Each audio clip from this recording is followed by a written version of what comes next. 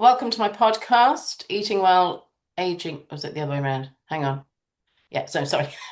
Don't even know what it's called. Welcome to my podcast, Aging Well, Eating Well. And today I'm joined yet again by the wonderful Roberta Smart. Hello again.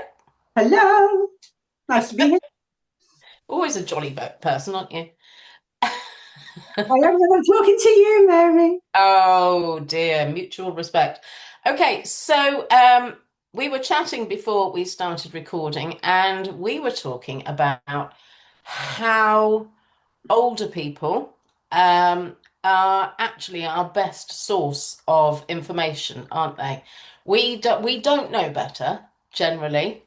We need to listen to what our older people are saying or doing in order to get a gist of how we can actually care for them, don't you think? Yeah, I think it's a case of it's not about who knows better, but it's all like what we know. Yeah, So, no, we know new things.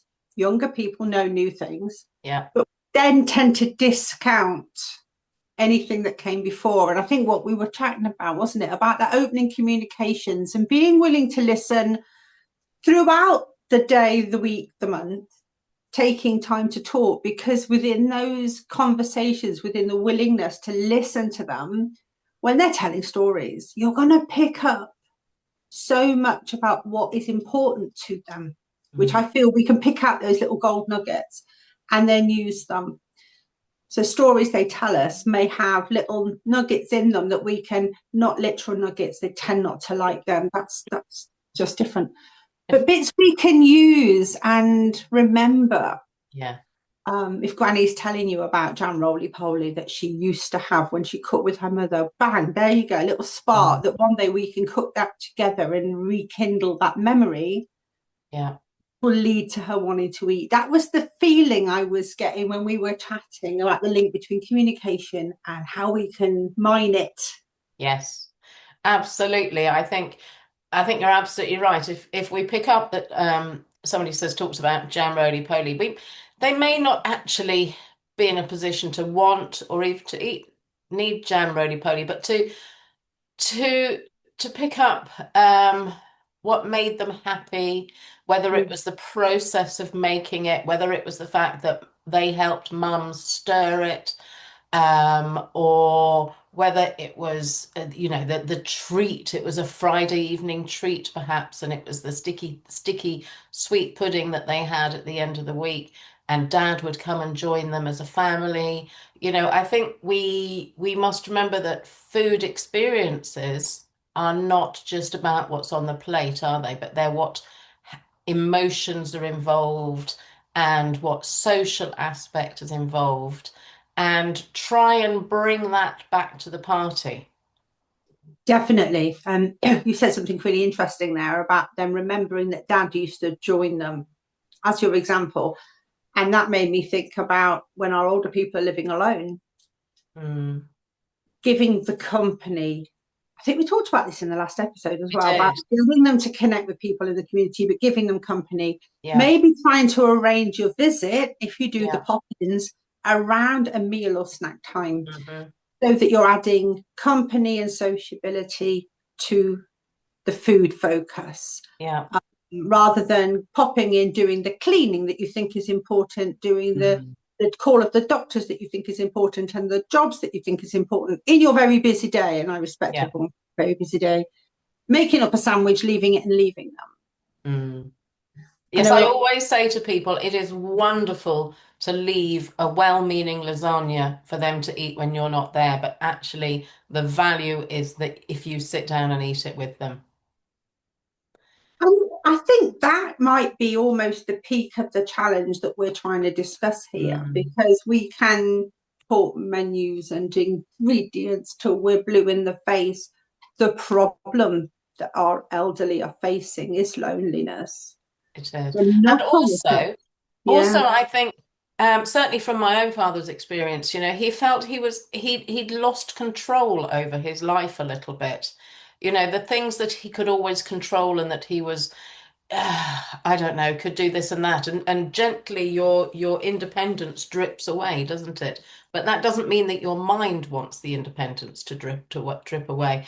And I was just thinking when you talked about jam roly poly again, it's all part of um, making the older person feel that they have control over what they're eating. And we were talking about remembering the old shops that we had before we had supermarkets, and the fact that there was the fishmongers. I mean, even in my lifetime, because we have to remember that older people were sort of now young in the 60s and 70s, perhaps, rather than the 30s and 40s.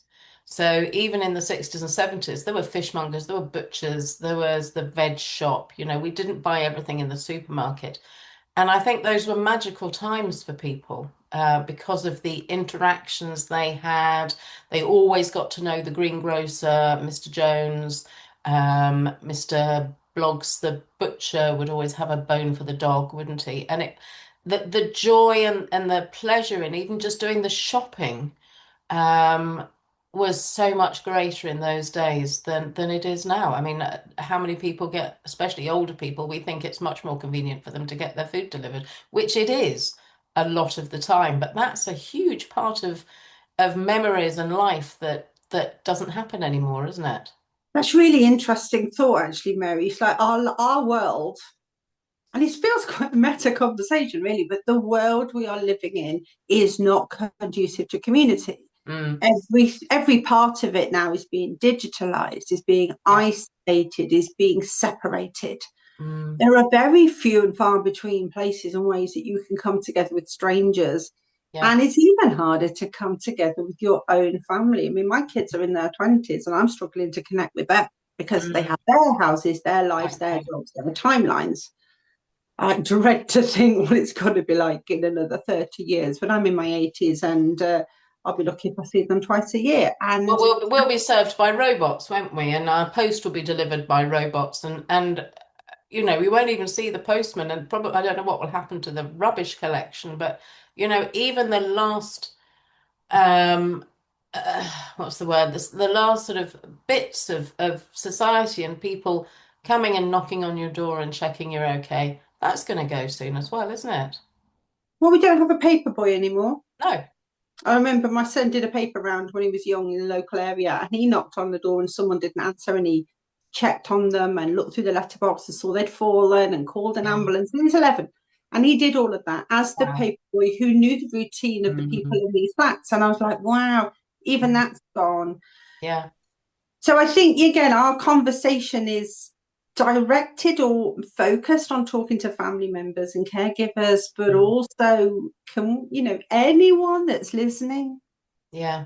just Yeah. listen and look and Mm. maybe say hello. Mm. Can we I kind would, of I just, mean, I think my piece of advice was turn round what happens on the London Underground. Assume somebody wants to talk to you rather than assume they don't. Assume that if you're standing in a queue in the post office where I was today renewing my driving license, I had no idea that my photo driving license had expired. Um, 10 years.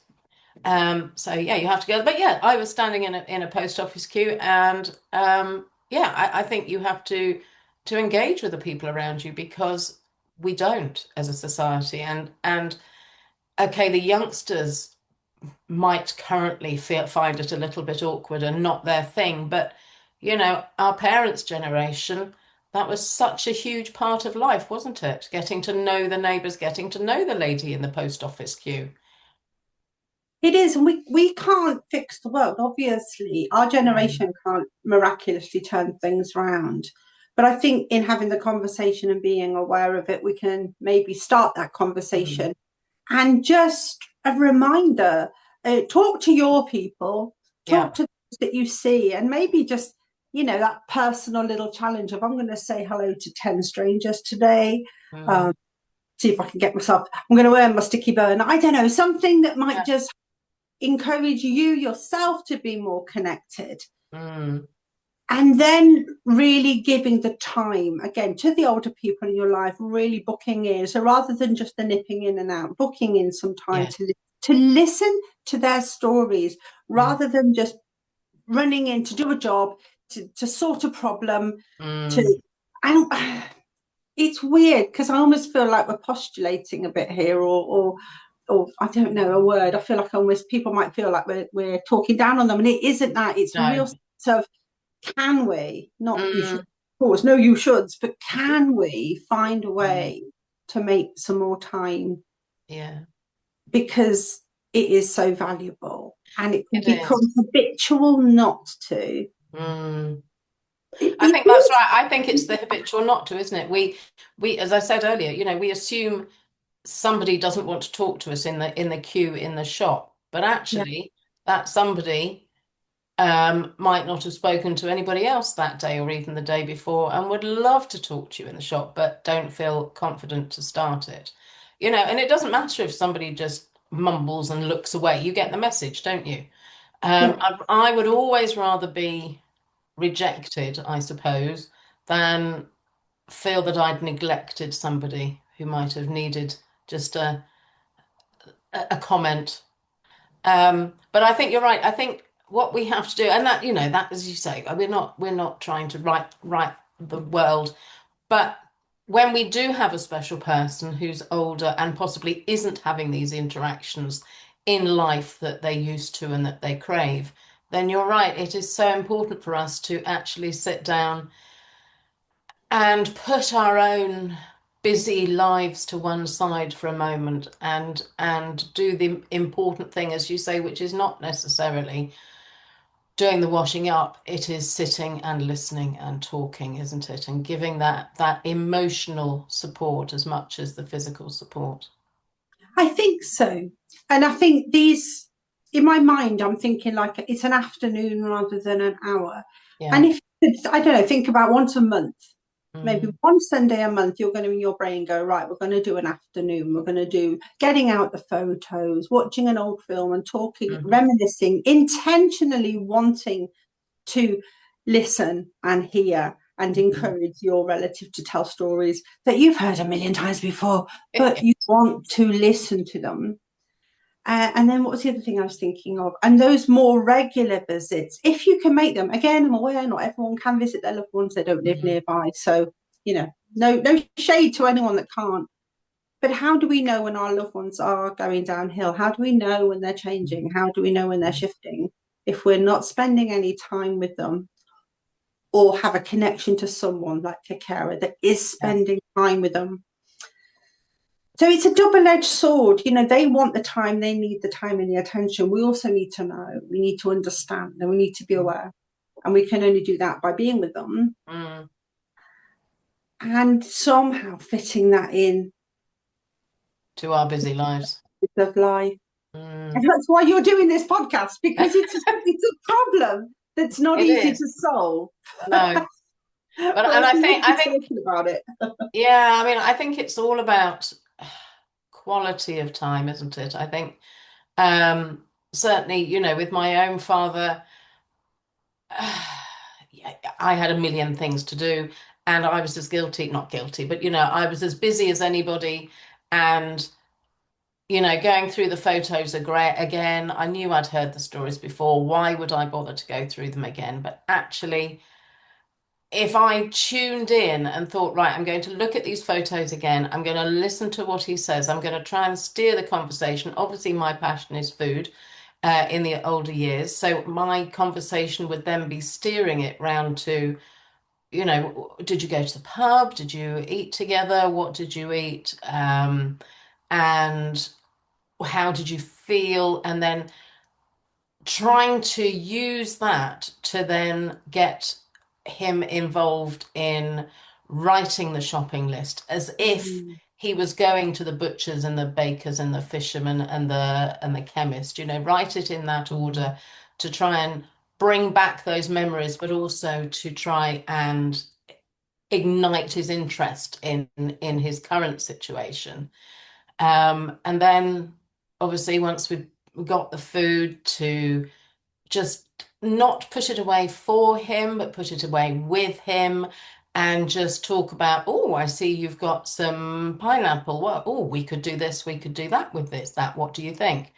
And then getting him involved in writing the menu for the week, perhaps, and putting in a couple of new things, or having really listened to what he wanted or to talk about with the photographs, maybe having something in which, and even if he hasn't mentioned anything in the photographs, I could say, oh well, what about, gosh, this photograph was taken in the 60s. What did you eat then? What did you drink in those days?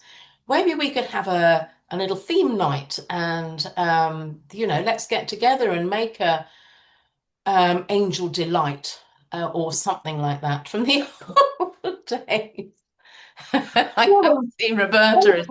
I'm not sure if that's happy memories or bad memories. no, I was never fond of the strawberry angel delight. Oh Oh, no, gosh. no, I was. It reminds me of blancmange, which reminds me of school dinners. But look, there you go. You see straight away. We have a Yep, little titty chat, and the memories come flooding back. And absolutely. you're Yeah. looking after me. Do not be putting semolina, blancmange, or angel delight in front of me. We will not be friends. Or tomato Okay, for that noted. What matter. about the butterscotch angel delight though? That was always my favorite. Oh, No. I loved that. You see, and as you say, this is why it's important to listening, because even if I'd said angel delight, and now we're talking flavors, and you're talking strawberries, and I'm talking butterscotch, and then um, we can go off on tangents about that, can't we? Now, this is one way that the internet can be helpful, and the social medias and the blah, blah, blah, the technology, Mm, because you can go on YouTube and you can find back in the day yes. all about the 70s, life in the 60s. And generally, people have put up like groups of pictures. They might throw up children's toys, they might throw up Mm, movies, they may throw up pop records, great memory boosters. mm, And I mean, it's talking about a film, it can be a good start. So there's a film on the yes. TV, and I go, I like that actor. And they go, well, I prefer. Da, da, da, da. Okay, what were they in? That was their favorite film. Tell me, remind me, I can't Mm, how it went. And before you know it, it's going to the cinema. It's a ha'porth of chips, and they're taking Marjorie out on a Saturday night. And her mother used to cook a lovely Sunday roast, and she did a funny thing with the potatoes, and blah blah blah blah blah. And suddenly, you've got these yes. little sparkly moments of insight Yes. from a conversation which started about you talking about the film that's on the TV in front. Yes.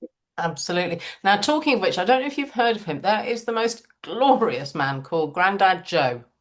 And he's on every social media platform. He's on Facebook, he's on Instagram, and he's on TikTok. And he's adorable. And he makes old-fashioned sandwiches, and he uses ingredients that he had when he was young. I can't remember. He's 82 or 92, one of those two.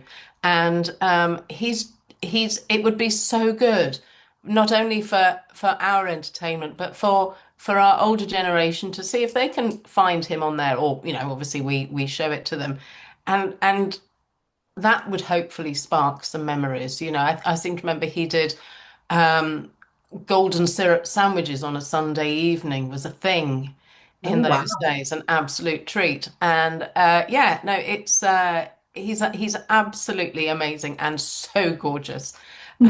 So I thoroughly recommend that if you want to have a conversation with somebody about food, go and find Grandad Joe on social media, and that might spark some conversations. We'll have to put the details in the show notes. That sounds brilliant. I will go and Yeah. hunt him down later. That sounds fun. And again, there are a lot of older generation there on social media. So looking Mhm. for them and connecting, following. Again, it's a way of bringing our older relatives into line in a way with the way the world is right now, while still Yeah. respecting their interests and expertise. And I think remembering they know things, that was full Mhm. circle where we started, they Mm. do know things. They Yes. may not understand how to work the TV with the 6 different remote controls or the Mm. mobile phone, and all these things are buttons. And of course, it's confusing. Don't discount what they do know. No. I've got the Um, most amazing neighbor called Ken. Now, Ken has got an absolute classic older gentleman's garage, and that's not a euphemism. And he's got lathes, he's got this, he's got that. He's one of those amazing people that if I had a wheel fall off a trolley, or if I had anything that didn't quite fit in an area, he would get the tools out and he would put it back, and he'd use all the old techniques of how to fix things. He's just amazing. Everyone needs a Ken. I miss that. I do. I miss that. I remember I had older, well, like grandparental aunts and uncles. It's complicated. Yeah.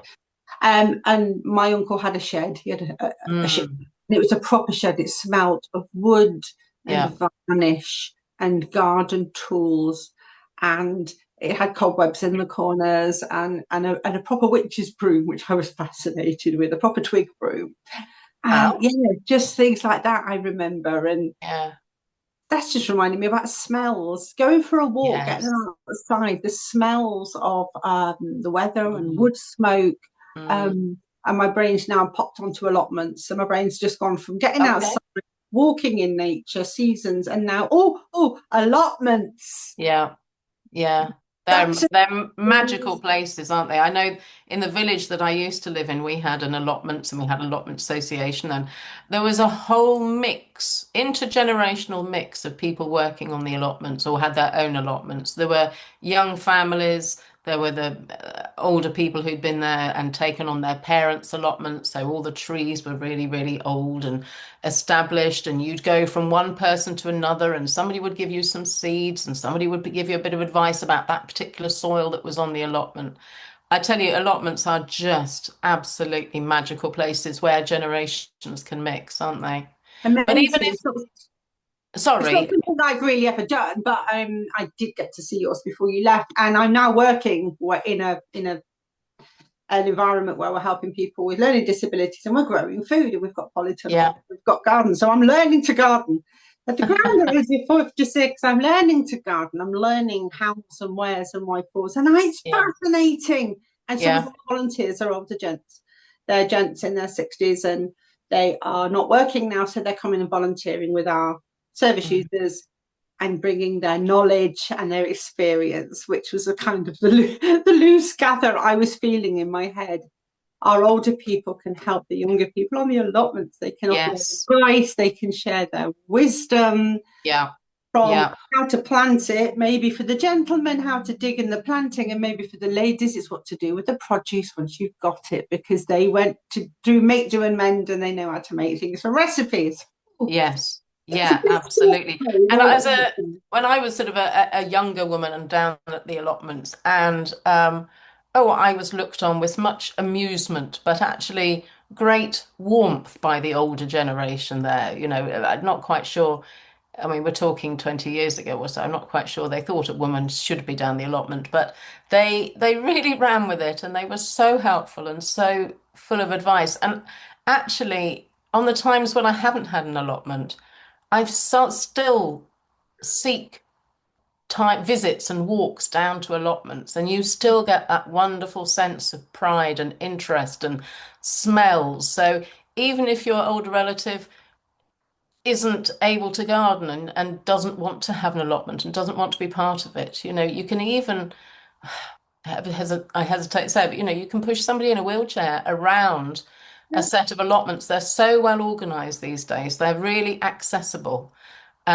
And my goodness, it's a great start to conversation. Not only the people that you meet, but just looking at everything that's growing. And sometimes there are chickens. And I would avidly advise people to go for a wander around an allotment. that's kind of sprung a memory for me of going to National Trust properties, and Hmm. they inevitably got their cottage gardens. And one of the most joyful things for me, I mean, I love a National Trust property anyway, who doesn't mind, who doesn't love a big house, but to go around their cottage gardens and see how they've laid them out, Hmm.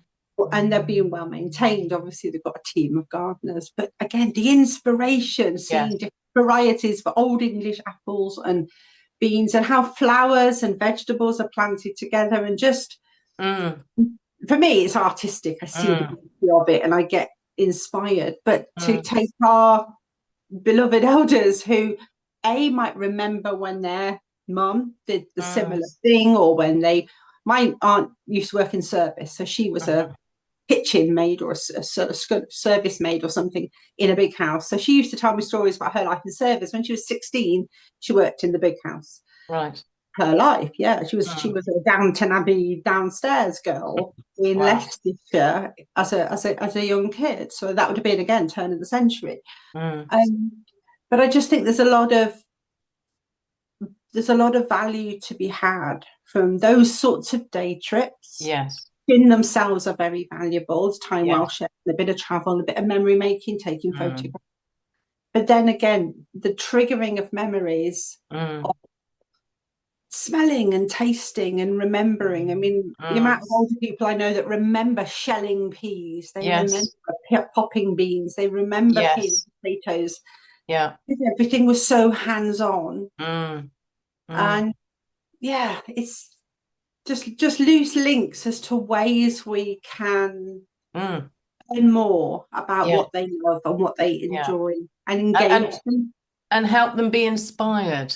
Help them be inspired to, enjoy eating again, or just looking at the process. I do, and I know that not all older people have lost their appetite, but that is obviously my speciality. But Mm. maybe even if an older person hasn't lost their appetite, they've lost their connection with the food. I think it's very easy to sit and have a sandwich every day. It's very easy to pop a few biscuits into your mouth. But if you do actually get out and think about the way that food was made and prepared when they were young, Mm. it's it'll bring back the most wonderful memories, as you say, sitting on the grass and shelling the peas and putting two in the pot and one in their mouth and that sort of thing. And it's just a way of you connecting with somebody as well, isn't it? And giving you hints and tips of what might tempt somebody to eat or tempt them to change their diet a little bit. I'm all about tweaking things rather than imposing things. And yeah, if we can make somebody help somebody remind them of the good old days. Well, no, having said that, they weren't all good old days, were they?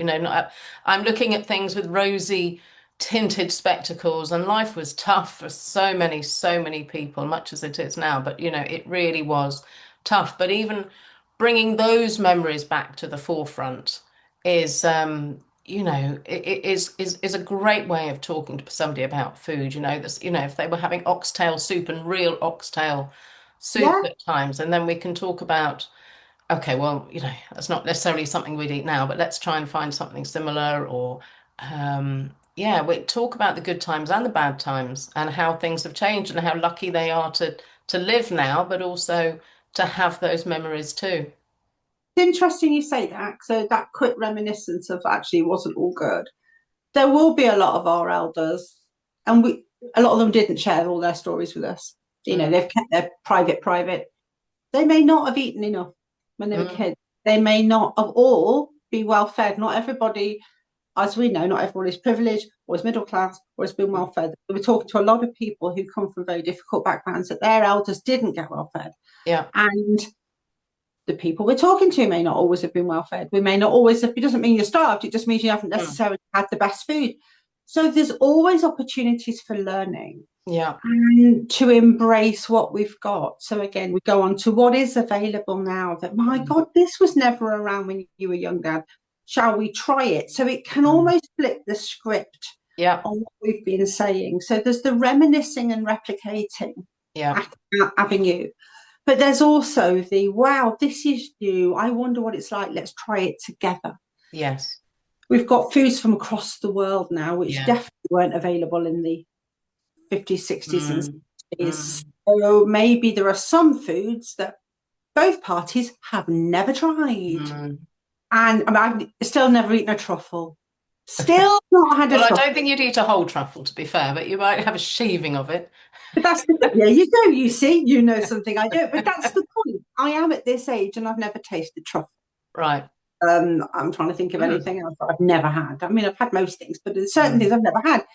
So there's going to be things that are new to the Yeah. palate, which would be wonderful to explore. So Mm. there's again that little flip Yeah. on, can we go on a food adventure? Let's go to the Yeah. supermarket and buy these Yeah. random things. There's Yes. vegetables I've never eaten. There's a whole, you might get a whole marrow. I'm like, I don't know what to do with it because I've never, an artichoke. Yeah. What would I do with an artichoke? And that's These that's the different joy of going things. to and finding the yellow ticket things, isn't it? And going to the the reduced section in the greengrocers section of a supermarket. You never know what you're going to get. Um, and sometimes, as you say, we'll just take a leap in the dark and try something new. I was thinking about and what you were saying about sort of how things were different. I remember when I was young, and my parents had avocados. I mean, they didn't grow them, but we would eat they would eat avocados occasionally. Now these avocados have changed in the years since I was young. When I was young, they were really had really gnarly exteriors, and the inside was really, really stringy, I seem to remember. Mm. Um, and so I spent many years going, well, I don't like avocado, don't like avocado. Now they are the creamiest and mildest and a really lovely sort of what's the word? Indulgent Yes. experience. So even if somebody didn't like something in particular, maybe they change. I'm sure oranges and grapes have got so much sweeter these days, haven't they? You know, we're not just talking about technology's Carrots. changed. Carrots don't taste like carrots anymore. Well, there is that too. So we've got some good things happening and some bad things. I mean, chicken doesn't taste like chicken anymore, does it? Doesn't taste of anything. No, I think you have to have turkey to actually have get anywhere near the taste of a chicken used to how a chicken used to taste. So it does open avenues for Yeah, exploration for all of us. I mean, for a lot of us are looking at our own health. A lot of our older people might be struggling with age onset diabetes yeah. and want to change how they eat, other age related problems and health issues. Mm, Um, beyond the severe, the mild, and the median, whatever. absolutely. Yeah. I mean, yeah, we've It got can become an adventure, can't it, to try and figure yeah, out yeah, how to navigate this last sort of section of life, yeah. make it fun, give it some value, Mm, some mm. worth in it. Yeah, absolutely. Well, that was a very, very nice way of introducing the fact that I've written a book called Navigating Nutrition in Later Life that you can get on Amazon.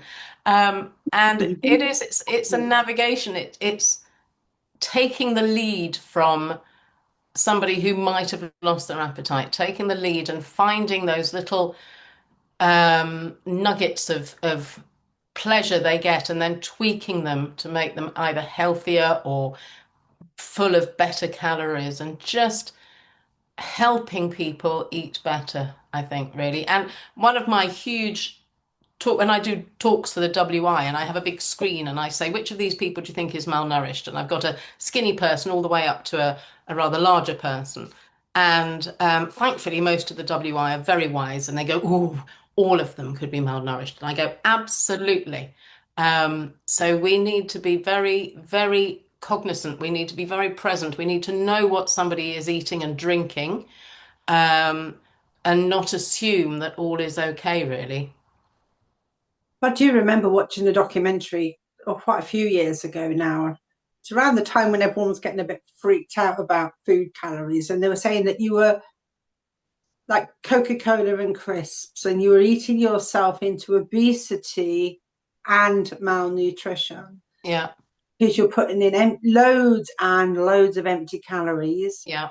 failing to take in nourishment, so Mm. becoming obese and malnourished. At the same And this is time. happening to children. So Yes, it was a whole a whole big thing. But we can see the same with our elders. absolutely. I mean, I totally agree. We are getting obese but malnourished at the same time. And the food industry, although I am part of the food industry, it is guilty over the years of doing things like that when say fat and sugar. So we Mm. have an awful lot of ready meals, we have chocolate, we have all sorts of things that have fat and sugar in them. Now, in the natural world, the only thing really that has fat and sugar in it is mother's milk. So that is a taste of things that we've loved when we were young. It gives us a sense of warmth. And so the food industry is playing into that. And we are eating our natural food that is full of a combination of food that our body's not designed to eat post sort of childhood. Interesting. That is interesting. And yes, that is fascinating as you're thinking that. I'm like, so fat and sugar together, Yeah. lots of calories, easy to digest when you're an infant. Then once you get to weaning, so 3 years old, really, you get to that Mm. weaning stage, the food should be, I'm just trying to think what, I mean, obviously I know what a good plate looks like, but from Yeah. the body's sake, it needs some proteins for building. It needs the fats for good fats, good Yeah. oil, Yeah. and it And it needs needs sugar for vitamins and energy minerals. Yeah. and carbs. But I think we the processed food that we eat is absolutely shockingly over indulging us with those things that, as I said, aren't found together in natural food. So I guess your body would digest one and then the other rather than having the onslaught of both at the same time. It's concerning, isn't it? I remember being suspicious of the MMR vaccine because it was 3 in 1, and the idea that they put three jabs in the same thing just as a, and I thought that was a bit too much for a body to hold, and I had conversations about it at the time. But you're just right; it's exactly what's happening with food. Mm. We're not just getting some protein to process, some Yeah. vegetables to process. We're now Yeah. slamming everything into a paste, into a Yeah. mush, into a ball, and Yeah. it's plus additives, plus preservatives, plus colors, plus chemicals, Mm. and expecting the body to know how to process it. Exactly. And yet it's Exactly. so hard to fight it. Yeah. Yeah. And it directly impacts on obesity, on gallbladder issues, on immunity, on gut health. All these things have a huge impact. And I'm a real advocate for natural food and just finding your goodness in normal food. But I'm also realistic and know that, ready meals are a valuable resource if the alternative is worse. Yeah.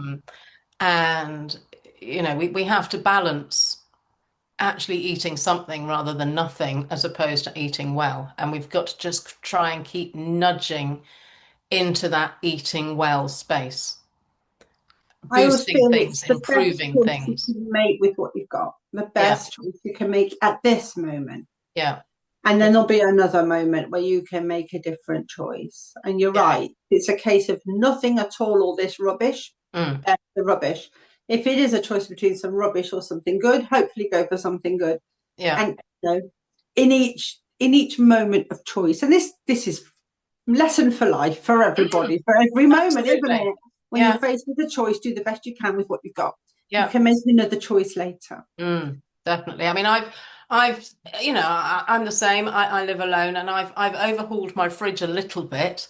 I've still got crisps in the cupboard. I've still got chocolate in the fridge, but I've got a lot more fresh fruit. I've got some little bars of cheese instead of a whole block of cheese. Those little single ones. Mm. So if I'm feeling snacky, feeling peckish, it is just as easy for me to get a piece of cheese and grab a few grapes as it is a bag of crisps and a chocolate bar. And I think that's what I've tried to do for myself, so that when I'm doing unconscious eating, Mm. I'm going for things that are just as easy to eat but better for me. It's little upgrades like that, isn't it? And obviously, as I said, I still have the crisps, I still have the chocolate in the cupboard, and don't believe me, I still indulge sometimes. But when I'm faced with the option, more times than not now, I'm going for the healthier option, which can only be better, can't it? Yeah, and I think it is important at the end of all of our conversations to remember that not only are we looking after loved ones, but we are looking after ourselves as well. Absolutely. And Yeah. we're trying to remember that good habits today will pay dividends in the future, and it's never Mm. too late No. to put an extra healthy portion into your day, take an Yeah. extra few steps of walking, do a few extra steps Yeah. stretches. It's never too late to make a difference to today. Yeah. And I think some people go, well, I've never been sporty, and you probably never will be, but a little bit of mindfulness, just a little bit of Yeah. remembering. If this just reminds people, okay, yes, I actually haven't moved a lot today, I'll have a little dance, Yes. or do a few stretches, or anything that Yeah. can possibly just flip your perspective and make you Mm. want to do a little bit more tomorrow. One habit tends to lead to another, leads to another, Yeah. leads to another. And it's the same with our old people, they get Yeah. quite proud of their achievements, counting their steps. So they might need to do 20 steps. I need to do 20 steps Mm. today in on their legs because they're not Yeah. walking very much, would be a massive Yeah. achievement. Yeah, And celebrating achievements can it help. is. And also, we're right back to where we started at the beginning, is how we can learn for older people as well. So if we're trying to encourage an older relative, an older friend or whatever to eat more wisely, Yeah. then we need to learn from that too. I mean, and if our older person does make healthy choices or actually quite like the things that you're offering, then it seems to be a way that you learning from them as well and going, well, actually, if they're doing that, then I'll do that too. Yes. Um, I think and that's another way of sharing it with them, isn't it? And I think that's very much what older people still need in life, that connection, that sharing, that shared experiences. As we said, a lot of people in their later years live alone, or even if they're not living alone, perhaps they're not communicating so well with their partner. Maybe one of them is not as well as they were. Maybe, they've said all they want to say. It is very hard to spark a conversation with somebody who you're with 24/7, uh, Exactly. all the time. So Yes. um, just sharing their life experience with somebody else and then sharing new experiences with somebody else will only add to their lives, won't it? I think so. I think it's sharing. I think that really sums it up. Being willing to share ourselves and our time, and Yeah. being willing to share their time, and remember to step into their world with them, Yes. not Yeah. always expect them to step out into ours. And by world, I mean philosophies, beliefs, and the way Yeah. we see things. Mm. Um, there's so much value in that, and we feel good at the end of it. You Yeah. feel good when you've given some quality time to Mm. older person, and Mm. there's light in their eyes at the end of the day. One day that won't be there, so enjoy it while it's there Yeah. because we're not here forever. And totally agree. And I was just thinking when we were talking about elders, I've got a friend who attends church, and I think the senior people of the church are called the church elders. That's right, yeah. We there's a reason that older people are wiser, and we must remember that even if somebody's maybe losing their memory a little bit or whatever, my goodness, they've got life experience that we could only imagine unless they tell us about them. Yeah, don't was it don't dive your stories in you? It would be sad, and there's if you've got an opportunity to reach out and listen to the stories and to hear Mm. stories, ask for them. And if Mm. they can't remember, decide it's fine. That one's Mhm. gone. Yeah, Okay, we'll move on to something else. yeah, It's the yeah. matter if they haven't got the memory. Let them bring what they can find. Mm. Again, stimulated by maybe a piece of music or a film or a smell or a Yeah. taste. Will stimulate their bodies and their senses. Certain memories can bubble up, especially where we do have dementia floating around. Mm. And we can grab it's about grabbing magical moments, I think, and this can be a very magical time. It's difficult, it's hard, it's challenging, Mm. but it could be beautiful. Yeah. And actually, we were talking about before we started the podcast again about how you record these things. I taped my father. Well, I did it on my phone actually, going through every photograph that was up on the wall in his house, telling me who Auntie so and so was and who his cousin so and so was. And that gave him so much pride to think that I was actually taping it and listening and wanting to record it. To be honest, I'm not entirely sure I've listened to it again, but it is there if I want to. But, not just talking to them, but saying, hey, Grandad, can I record you talking about something or other? Um, I think gives them a real sense of pride and honor and that you really are valuing what they've got to say. I think, if I may be so bold, if anyone's watching and they have a story and they'd Mm. like to share it, they should reach out and contact us because Yes. we'd love to hear them. We'd love to sit Excellent. with you and be your friend for an hour and listen to your stories about the old days. Yeah. And we really would. And we could keep them on video and capture them and share them on the podcast. So if you or a loved one have got stories, oh, Absolutely. What a brilliant idea. Yes, of course. We welcome guests onto our podcast, don't we? We welcome my stories.